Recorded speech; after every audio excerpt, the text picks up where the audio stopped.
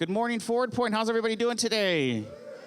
Yeah, it's so good to see everyone here. My name's Jimmy. I'm one of the pastors here at Ford Point, and if you're here for the first time or here for your 100th time, it's so great to be together. Any Bills fans here this morning? Oh, come on. You guys are not really part of the Bills Mafia if all you guys are, woohoo! No, the golf clap doesn't work here. Is there any Bills fans here? Oh, you guys are going to have to give the title Bills Mafia back. You guys should be excited. If you're a Bills fan, if you are a Syracuse fan, when was the last time they ever were beating teams up by double-digit numbers, huh? I don't even care about football, but all of a sudden I'm like, wow, yeah, it's fun to be in New York and be a football fan. Just be grateful that you're not a Jets fan, right? If you're a Jets fan, yeah, it might be yet another rough season for you, but for the Bills fans, rejoice. It's something, one of my favorite memories. Again, if you know me, I could care less about professional sports in general. Could really care less about football. My one sport is Syracuse basketball. I do enjoy watching Syracuse basketball quite whenever I can. And however, last year, one of my all-time favorite moments of the year was getting together for the Bills playoff game against the Kansas City Chiefs. Right? Anybody remember that game? Oh, man, was it a roller coaster of emotions? A bunch of guys over at my house, we're doing pizza, we're doing snacks, doing all of those things, and it was like, we're going to go to the Super Bowl. We're not going to the Super Bowl. We're going to the Super Bowl. We're not going to the Super Bowl, right? And unfortunately, we wound up not going to the Super Bowl, but we had the game going on in the kitchen, the game was going on in the TV room, and then there's people like running back and forth because one was getting like the game before the other one by a couple seconds delay, right? So there's like running back and forth and all this excitement, and people are crying and hugging and doing all sorts of unmanly things that thankfully there was no women there present as witnesses, but I have some good blackmail footage that I will use when the time is appropriate.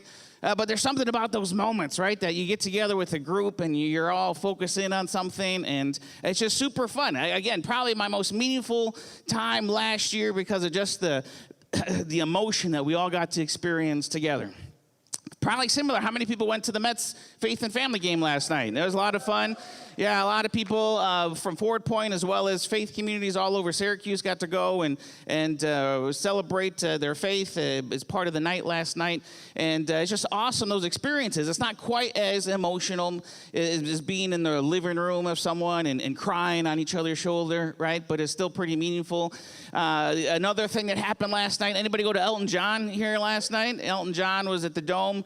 Him and about 38,000 of his friends were there to sing their Rocket Man and all of those Can You Feel the Love Tonight? I don't know if they did that one. That's a Lion King one. But that, again, is a little bit different experience, right? It's one person and 38,000 people all kind of focused in on that one person. As much as you would think that would be a place where community might happen, the reality is everyone was just focused on Elton, right? And you could be surrounded by 37,999 other people and not feel like you're a part of any kind of community, right? Not feel like you have any kind of support system. So today we want to dive into this idea of life groups, of community. If you were with us last week, we started this new series called Solid Ground. And what this is all about is in life, there's going to be times when there's some storms. Right? There's some times when the wind is blowing, maybe it's not so bad. There's some times when it's like Hurricane Katrina, Category 5 hurricane that's coming in and it's just ripping everything in its path. It could be a loss of a job. It could be a loss of someone that you love. It could be a loss of direction and purpose. But there's sometimes storms in life, and if we don't have a firm foundation that's built on solid ground, then it can feel pretty worrisome. And Jesus says these words in the end of his Sermon on the Mount in Matthew. He says, therefore, everyone who hears these words of mine, the things that I say, right, and not just hears them, right, last week we talked about then putting them into practice, is like a wise man who built his house on the rock. Because when the rain came down and the streams rose and the winds blew and beat against that house, yet it did not fall because it had its foundation on the rock. On the flip side, anyone who hears these words of mine and does not put them into practice is like a foolish man who built his house on sand. The rain came down, the streams rose, and the winds blew and beat against that house, and it fell with a great crash.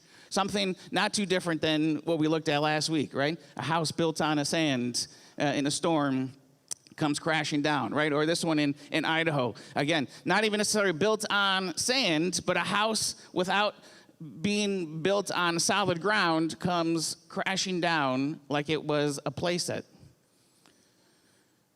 And it's not a matter of if. This is something, there's no shame here. We've all been in places in our life where maybe we were more like the foolish man than the wise man because our life wasn't set up on solid ground. So this morning we want to talk about how do we build our life on solid ground. Last week we started this conversation that says you can't just want solid ground, you have to sacrifice for solid ground. It requires some intentional purpose. There's a lot of people who want to get healthy while they're in the Golden Corral buffet line, right?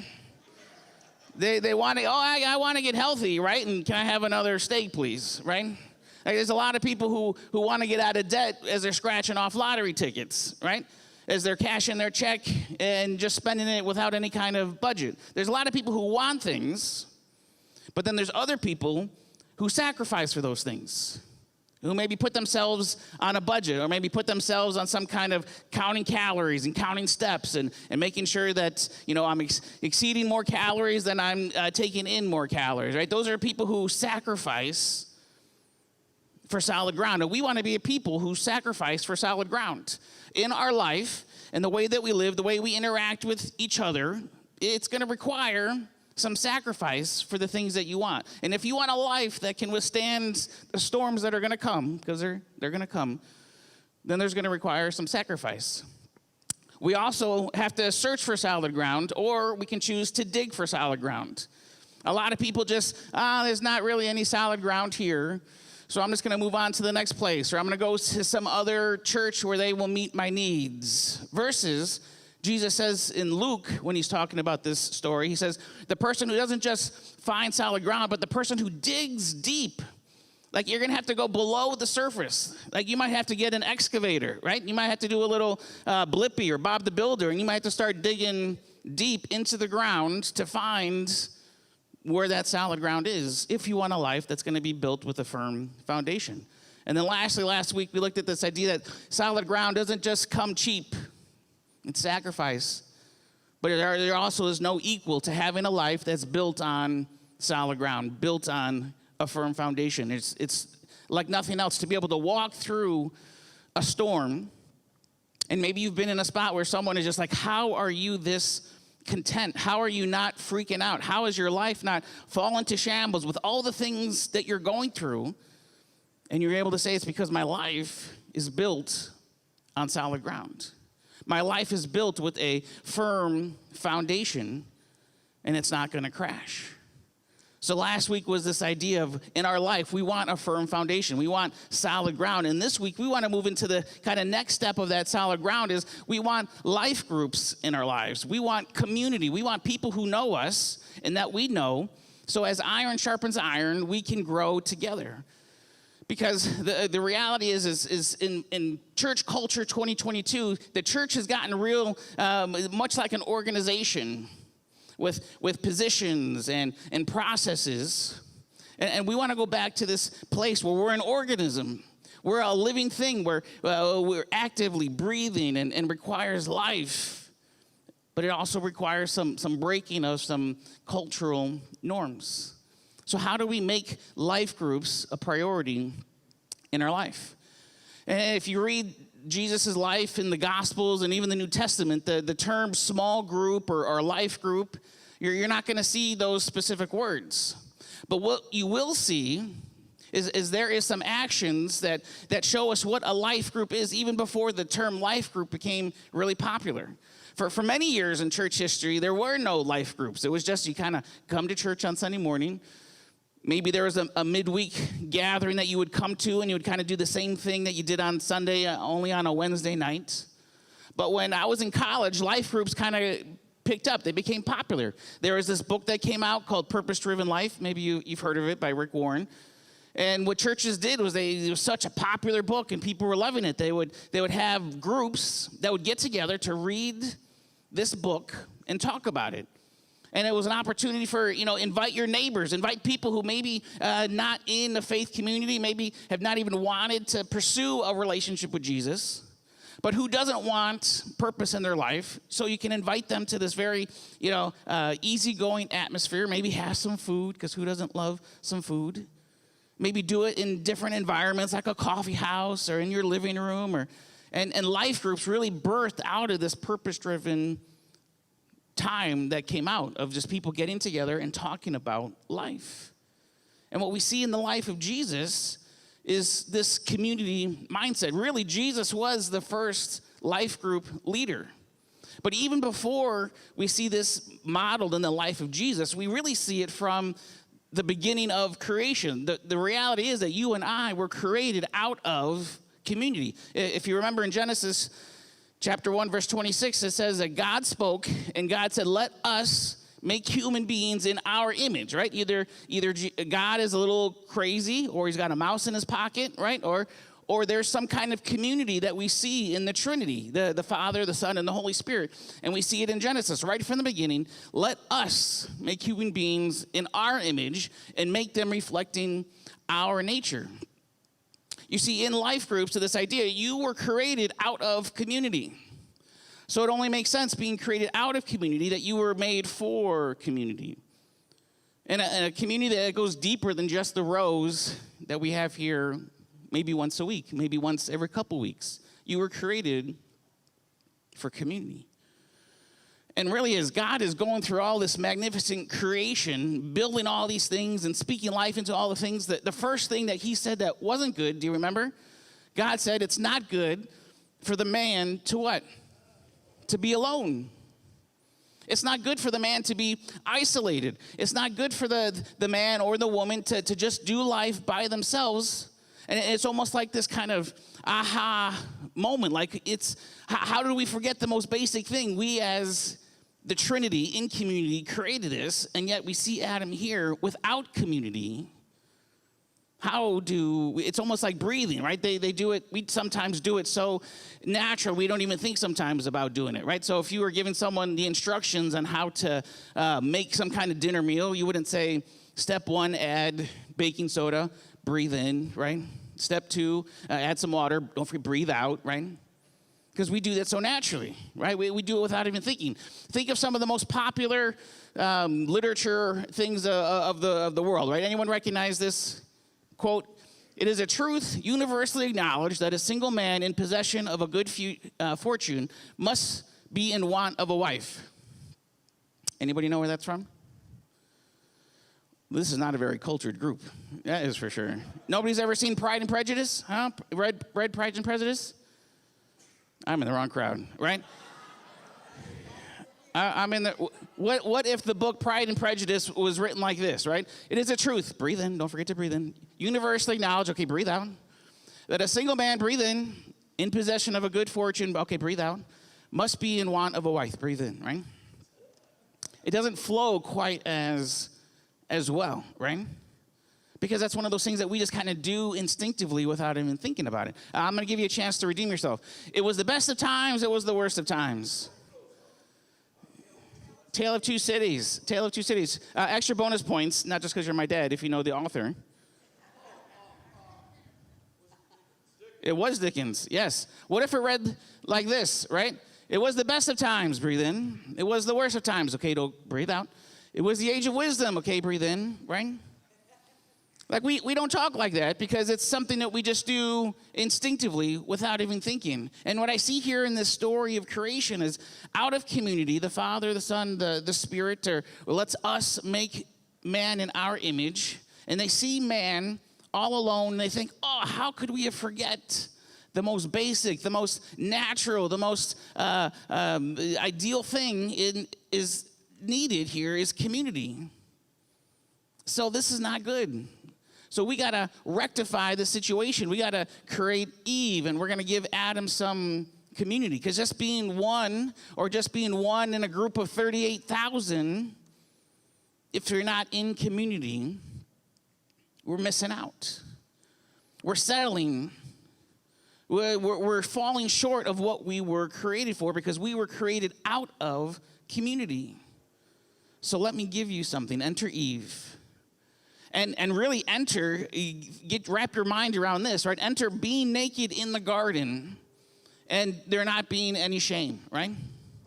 Can you imagine if 2022 we had not experienced the fall and right now everybody was naked in the theater, right? Don't look around, okay? Nobody looking around, nobody, okay? We don't want any mental images. But it would be like backwards. It would be like, if you're up speaking, what do they tell you to do if you're nervous when you're in front of people speaking? Imagine that your audience is naked, right? Yeah, believe me, the amount of prayer I have to do on a weekly basis when I get home and just to be able to sleep is pretty meaningful, right? It would be the opposite. I would have to imagine, I got to imagine my audience with clothes on because I'm nervous. And that's so goofy, right? Because that's the reality of what we were created for, to be around other people naked and not feel or experience any kind of shame. Because we all know what that shame feels like sometimes, even looking in the mirror by ourselves, right? Let alone in the theater here full of people. It's not high up on our list of bucket things that we want to do, right? But that's what we were created for. To be in community with people, naked, and not experience any kind of shame. None whatsoever, to not even give it a second thought. So how do we get to this place in our fallen nature where we can experience the kind of community that we were created for? Because shame is the driving force behind everything that you and I are feeling right now when we think about being in that kind of situation, right? Shame. Maybe because of something that we did. Maybe because of something that was done to us that we didn't even have any control over. Maybe because of a series of decisions that we made that, looking back on it clearly, how stupid could we have been? But yet we're here.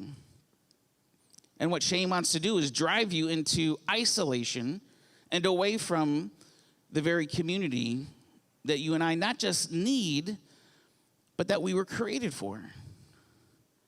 Because here's the truth, if you're taking notes, shame is actively working to isolate you. In your life, anything that you do that you feel you fall short or that you messed up or from your past, it is actively in your life right now, in your mind, trying to drive you towards isolation. Because what did they do in the garden? God came and what did they do? They hid. Their shame caused them to hide from their Creator. From the very thing that gave them life, from the thing that loved them more than anything else, they hid. And then when God begins to speak to them, what do? Adam pointed the finger at Eve in shame. Then Eve pointed the finger at the serpent in shame.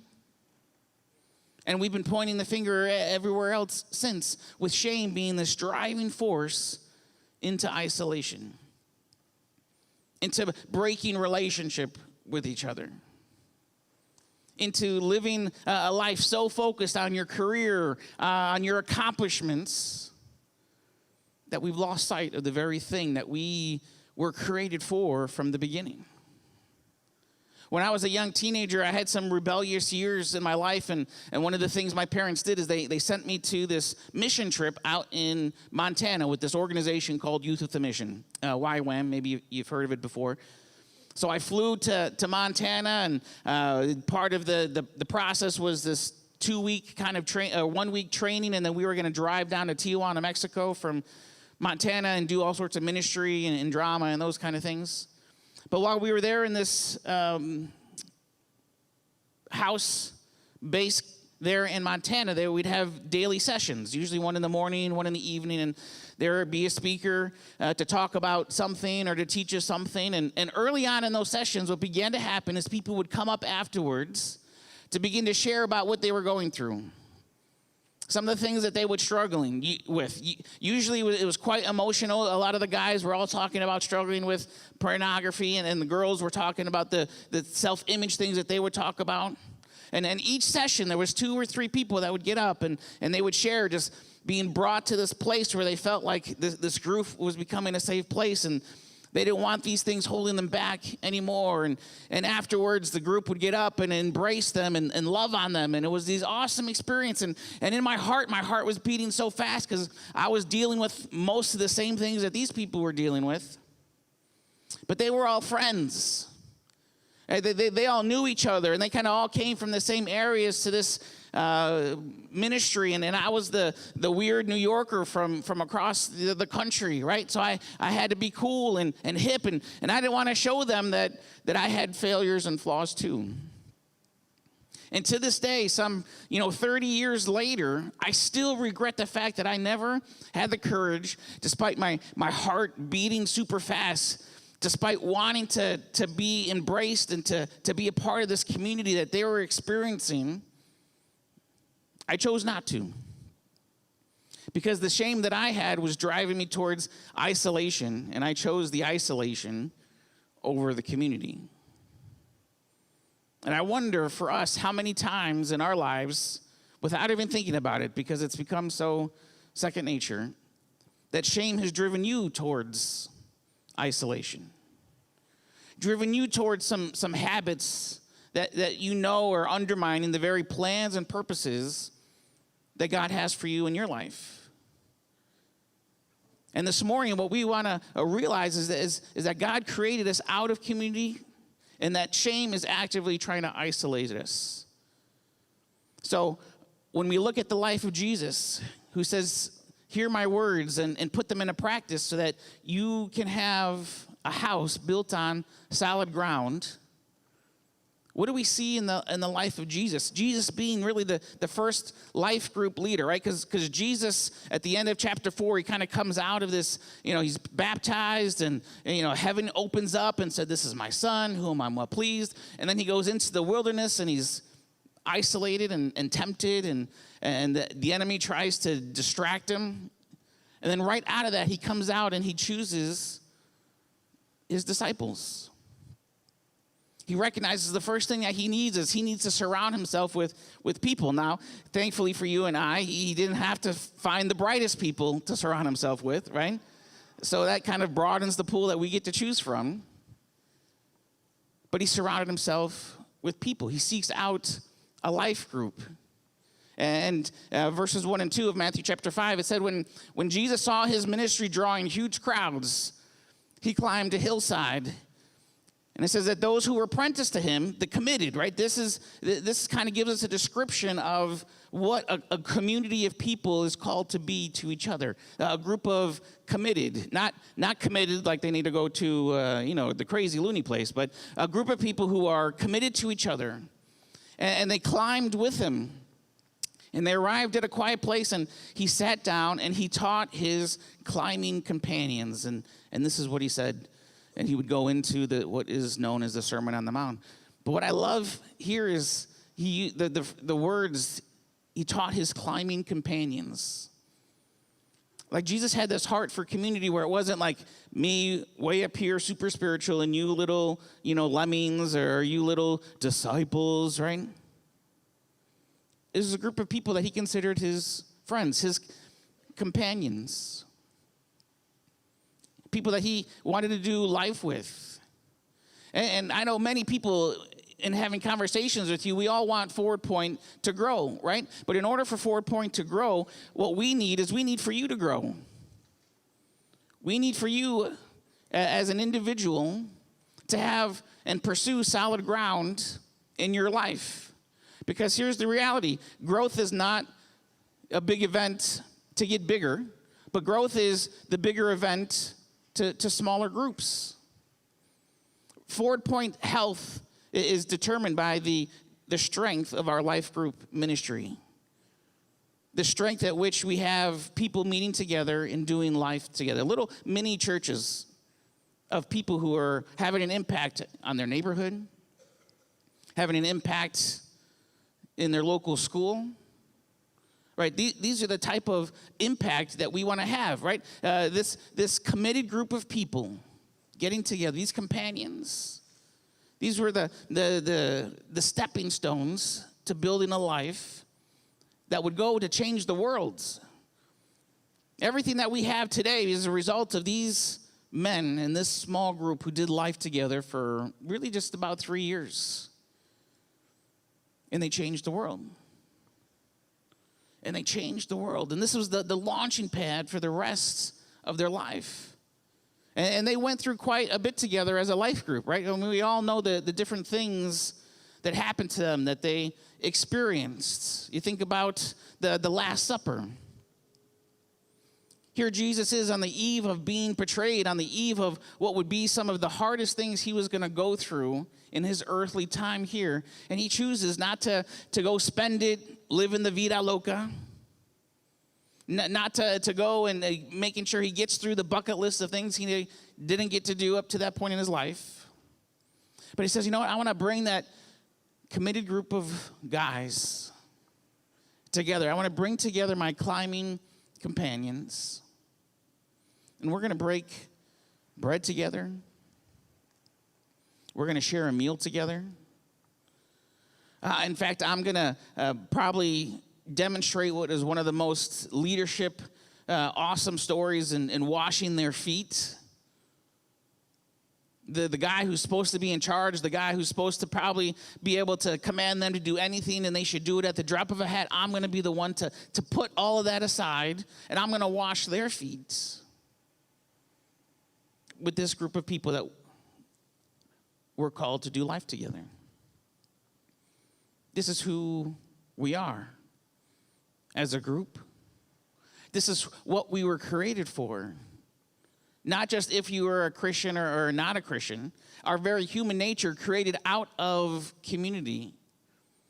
And this is why we believe that people who come here to Forward Point, that they would experience Jesus by belonging before that they believe. That someone might come through these doors and the way that they experience love from us, just even on the first time meeting, that they would leave thinking that they're part of a family. Right, just a taste of not for the rest of their life. Hopefully they come to Sunday morning gathering. But they might get just a taste of what it's like to live in community with a group of people who love them, who want nothing but the best for them. And for us, Forward Point, it's not just a matter of hoping people experience that, but it's a matter of us determining that this is what we need in our lives. That we need community. That this is what we were created out of and what we were created for. And what I think it was one of the most awesome kind of life group stories that we have here at Forward Point. I don't know if, is Troy around? Troy is going to come. Troy, come on up. I asked Troy if he'd be willing to share. Him and his wife, Michelle, wasn't feeling well this morning, probably because the stage fright got to her. But I thought, man, the Stephen story of how they came to Forward Point and everything that happened is so fitting to this community. So, Troy, will you just give us a little bit of background of your Forward Point story and kind of how it came about? Well, we came here thinking this was defensive driving. And, not really. So Michelle is great at finding stuff to do around the community. And you know, we've all got, you know, probably Facebook, and things will pop up and things to do, and something popped up on her Facebook, and it was this comedy night. And she's like, oh, we should go and check it. It's a Christian comedy night, and it's at the Palace Theater, which I'd never heard of, and we should go. And I was like, okay, that's cool. So we came, and people greeted us, and didn't think much of it, and we sat down, and I'm looking at the back of the seats, and some of you probably have them. There's this little QR code. I'm like, well, I wonder what that is, and I click it, and it starts talking about Forward Point. It doesn't actually say the word church, I don't think. It just says Forward Point. And then I start looking around, and I'm like, this place is a church.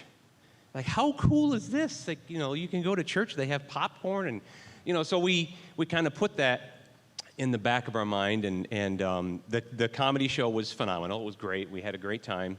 And so we were part of another church, and we were kind of already in a place of transition. We were looking for some change.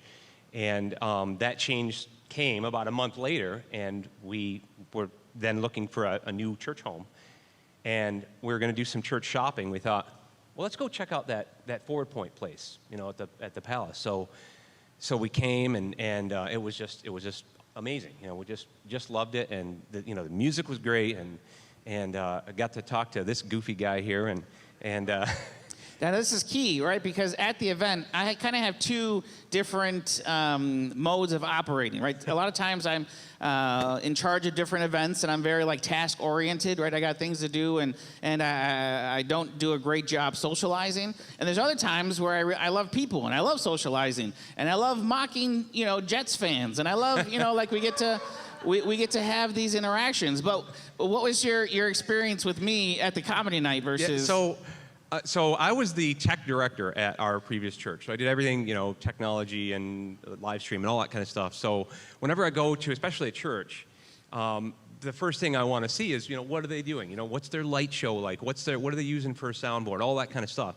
So I look at the board, and Jimmy's standing there, and I'm thinking, my first thought is he must be the sound guy. And I can't remember what I asked him. I just, we use this, and he was kind of like, And he didn't really say much, I was like, that guy's kind of a jerk, like not really friendly at all. And I'm sure Joe Russell agrees with you. I was like, typical sound guy, they don't really have much of a personality. Sorry, Adam.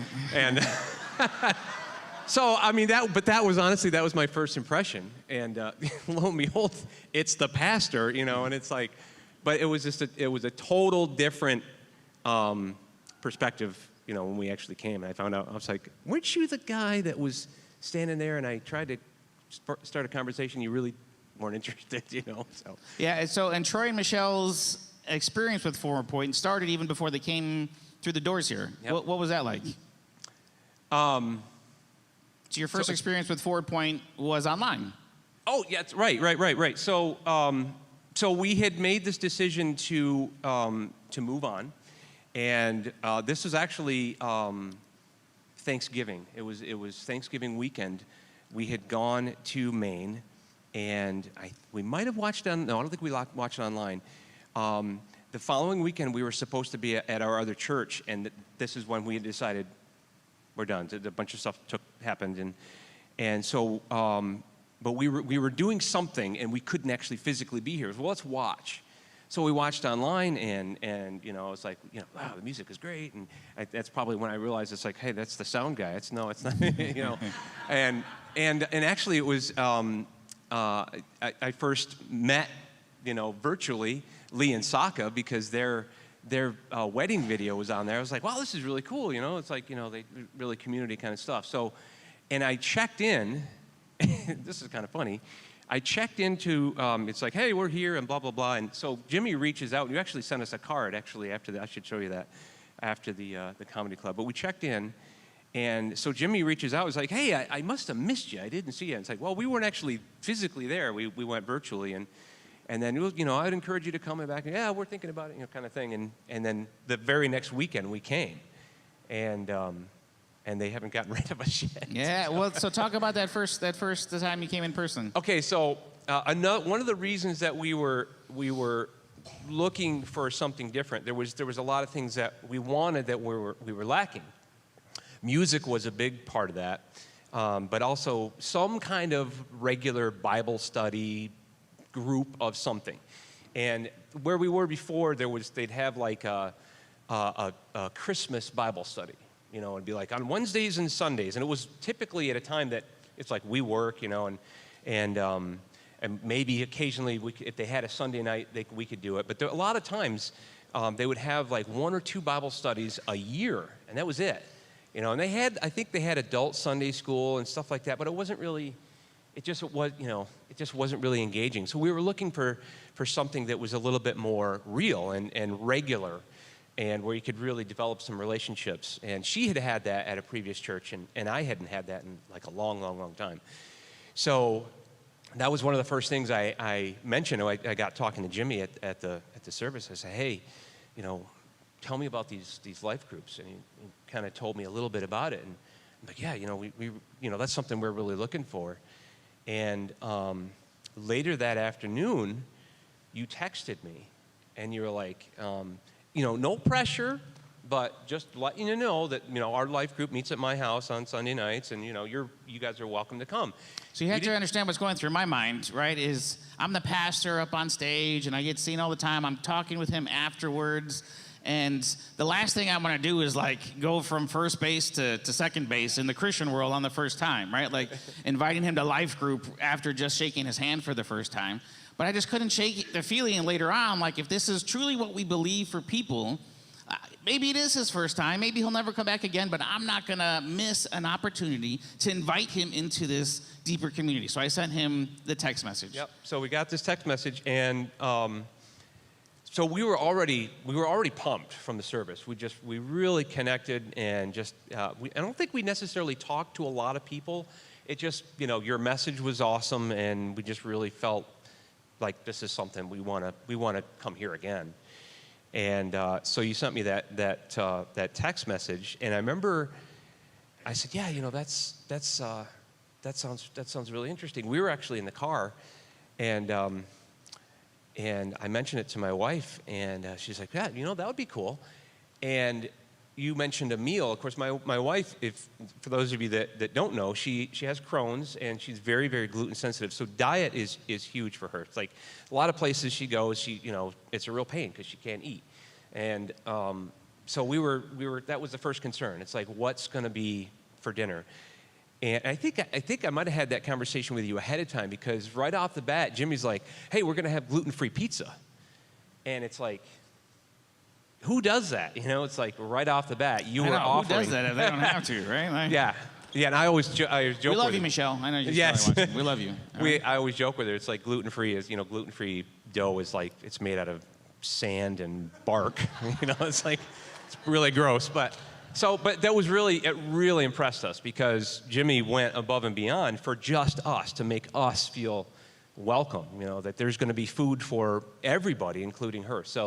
So that kind of, sealed it. I was like, I just heard pizza, so I was like, count me in. Mm-hmm. And she heard the gluten-free. So we went, and I still remember pretty much, I think, everybody that was there. Victoria was there, Lee and Saka were there, Nate was there, Michelle was there. I think Jens might have come in after, and J-Dubs. I was sitting right next to J-Dubs, and we had just great conversation. Like right away, we felt like we had been going there for 6 months, just instantly engaged in conversation. Both of us, both Michelle and I, like neither one of us felt out of place, because a lot of times you'll go to new places and, you're shy and stuff, but we didn't feel that at all.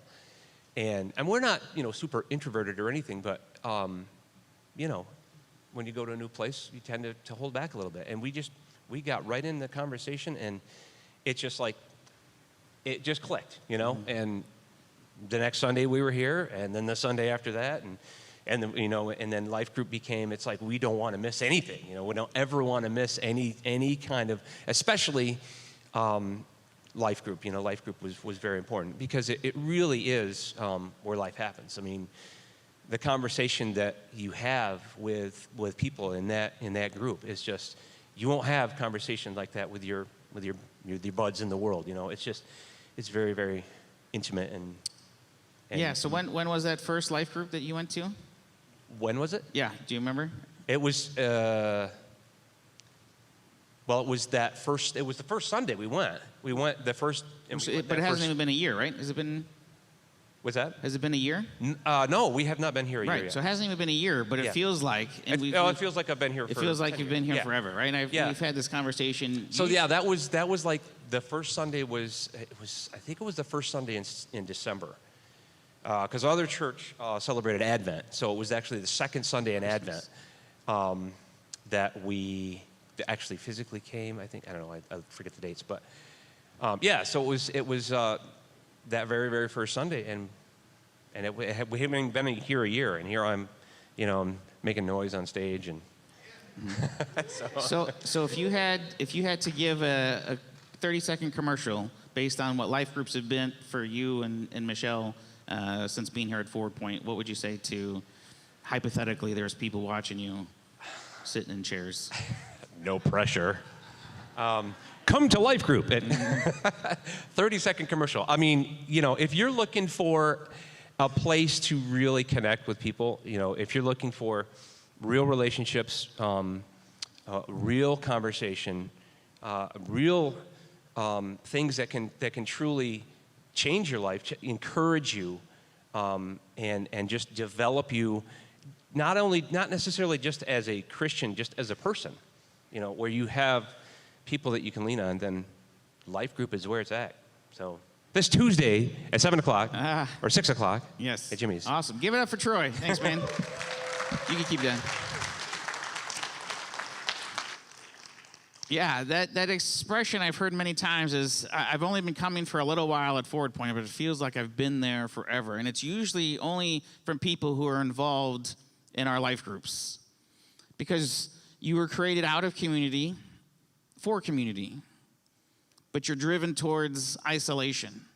And one of the things I love about being in a life group and people like Troy is, short amount of time we've known each other, but it's like we're family. At the movie night, the Faith and Family night last night, there's this baseball going on, and Troy and I aren't close just because Troy eats more froyo than all the rest of you, all right? Because he does do that. That's just a little cherry on top. But because before even last night at the game, if you were there, part of being in community is these people are like family to you, right? So my girls are with Steve and Katrina signs them up to be a part of this event down on the field, right? And she said, I signed them up and I just said that I was your aunt, right? Because that's what, they're not blood related to us, but we're family, right? And that's just what you do when you're family is you put everyone in the best possible position to succeed. So Augustine and Chazare, my two middle kids, they get to go on the field to do this event. And I know that at some point, my wife is going to send me a video of them being able to do this. But I kid you not, before I got the video from my wife, the first video I got was this one, and it was from Troy. Right? Like Troy loves the Doyle girls. Troy loves the Doyle family. Troy loves his life group so much where it's not even his family. But the first thing he does is he's like, I got to send this to Jimmy because I was here at Love Handles and I was working there and we had some fundraisers going on and I couldn't be there.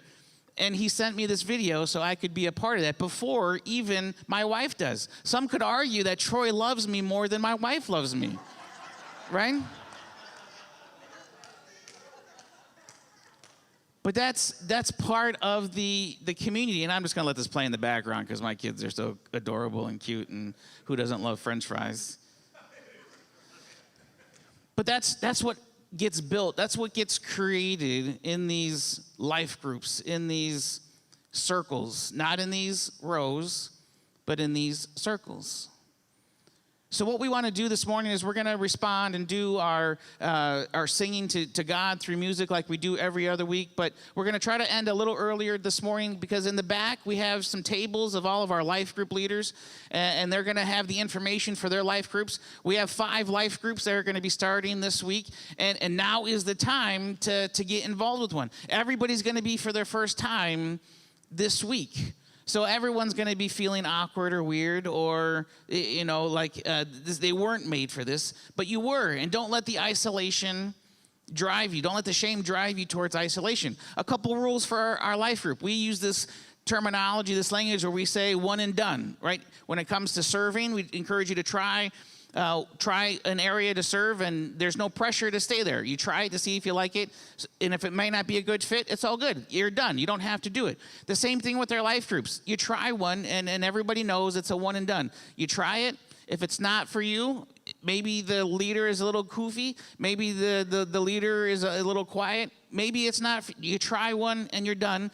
Try them all and see which one is best for you, but get in one, right? One and done. The second rule is the same as the first, one and done. You pick a life group, and you're done, okay? Sometimes people like going to all the different life groups, okay? My request this morning is that you would try one, and you would be done. Find one, be committed to it, and be done. Because we're creating our life groups to be these bridges for people so that the life group can invite friends who maybe don't even come to Forward Point on a Sunday morning. And maybe you're taking up somebody's seat that can't be there because it doesn't become a life group if there's 40 people in it, okay? So find one and commit to that one and do life with that group of people. Don't try to be known and experience everybody's life group. Find one and be done And I guarantee you that you're going to find such fulfillment out of doing life together with these people.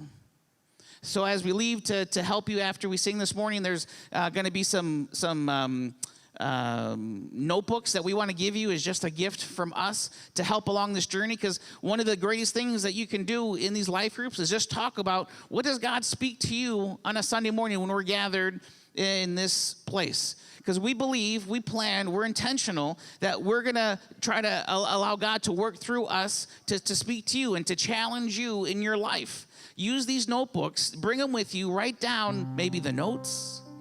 Write down, get in the practice of maybe writing down things that God, you feel maybe he's speaking to you. And you can share it with your life group leader. And your life group leader can help say, man, that I think was just some leftover pizza that you had. Or he can be like, you know what, I was thinking the same exact thing about you that God was telling me about you. And you're going to start to practice and grow in this process of hearing from God.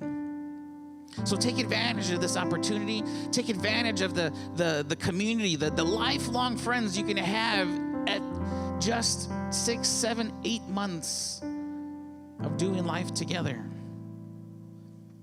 Don't let the shame drive you to isolation, because as we see in the life of Jesus, what burst into a worldwide movement started with him and his small group, some climbing companions, and they said, let me just teach you some things. And the crowds came and they formed and they all got to hear what Jesus was just pouring into this small life group. And we want you to be able to experience that same thing for the rest of your life. That this solid ground, you wouldn't just get content going from place to place looking for it, but you would say, you know, I'm just going to start digging, and I'm going to dig deep, and I'm going to keep digging until I hit that solid ground. And I guarantee you, if you're willing to make that investment, that sacrifice, it's going to pay off in your life in ways that you never dreamed or imagined. I'm sure I could open up a mic up here and all sorts of people involved in life groups would come up and be able to share story after story of how it's impacted and changed the course and direction of their life. So when you leave this morning, make sure there's some people handing these nice fancy Forward Point notebooks. I like them. Make sure you get one. And make sure you meet all the different life group leaders. They got cards and they'll hand you the information about them. But let's be the church and not just grow bigger in our rows here, but we're going to grow bigger. And there's all sorts of other groups. Troy and Michelle are talking about starting a group that's just about having fun, doing fun things on a regular basis.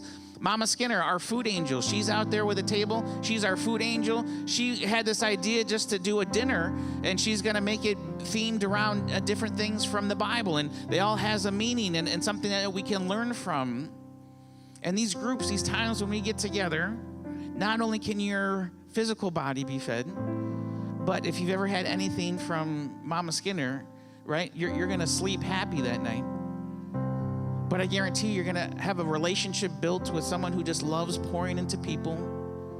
And you're going to learn about things that you never knew was out there to learn. And you're going to love it. So make sure you talk with them. God, we are just so grateful for the fact that you don't just save us to live in isolation by ourselves, but you save us to bring us into your family, that we are adopted. We're not just second class, long lost, rebellious black sheep of the family, but we are adopted as sons and daughters, as heirs into your family. And this morning, we want to adopt some people. We want to make known two things: that God, you love them, and that we love them. That we can be a part of your family, and then we're a part of each other's family. So this morning, I pray, God, that any kind of shame that has been built up over the course of some moments, the course of a lifetime, any kind of shame that drives us to live in isolation, where maybe we'll come to church on a Sunday morning and feel comfortable in the dark lights because nobody is going to ask us about our life. God, that you would break those things in us that want to keep us isolated, and you would draw us with your gentle, loving whisper into our spirit the freedom, the plans, the purposes that you say that you have for us, that we can't experience unless we turn our back on the hold that shame has on us and we walk towards the community, not that we were just created from, but that we were created for. And we want to start this morning going after that in this new season where we're going to not just live our life on solid ground, but we're going to live our life groups, a lifestyle on solid ground, and be for each other who you've called us to be. So have your way in us and through us this morning. May you be glorified in all the things that happened. May Forward Point make your name known here in Eastwood and Syracuse. And may we make your love known by the way that we love each other. The world is going to know that we are your disciples. We love you, Jesus.